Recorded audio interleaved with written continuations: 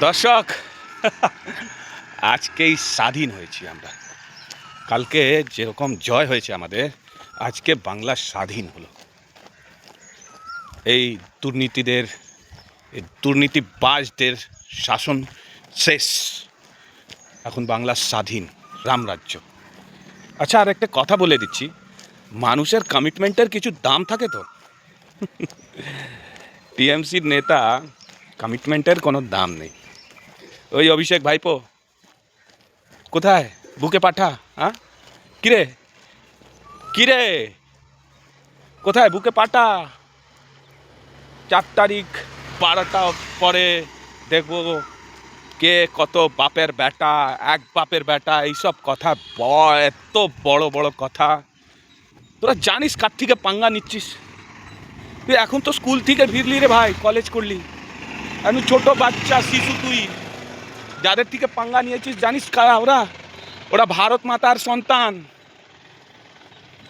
370 বাতিল করে দিল, রাম মন্দির করে দিল, কত কিছু করে দিল এই দেশে। ওইখানে বসেই ভাই, ওইখানে বসেই। আর তোরা জয় শ্রীরাম বলতে অনেক কষ্ট হতো না? তোরা কিন্তু বিজেপির থেকে পাঙ্গা নিসনি, তোরা রাম থেকে পাঙ্গা নিয়েছিস।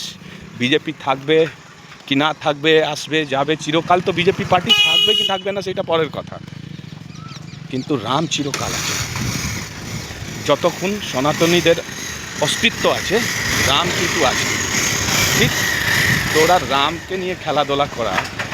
ওই আগে জয় শ্রীরাম মানে কি গাল, তোর পিসিমুনি মানে গাড়ি থেকে নেমে কিভাবে মানুষকে হুমুক চুমুক দিতে, হ্যাঁ মনে আছে ভাই? যারা রাম থেকে পাঙ্গা নেয় না, তাদের রাম নাম সত্য হয়ে যায়, তাদের বলল হরি হয়ে যায়। হরি থেকে পাঙ্গা নিবি না ভাই। আর তোকে বলে দিচ্ছি, এই আমার চ্যালেঞ্জ রইল, দেখবি তো বুকে কত পাটা আছে, আমির বাপের বেটা কিনা। তোর তৃণমূলী তোলাবাজদেরকে বলে দিবি, এই সেটটা যাচ্ছে বাড়ি, যেদিন যাবে তোর বাড়ির সামনে আমি দাঁড়িয়ে তোকে ডাকবো। অ্যাড্রেসটা আমার তো মনেই আছে, তোর পুরো গোটা বাংলা জানে, শান্তিনিকেতন। বাপরে বাপ, এই বুকে পাটা আছে আমার।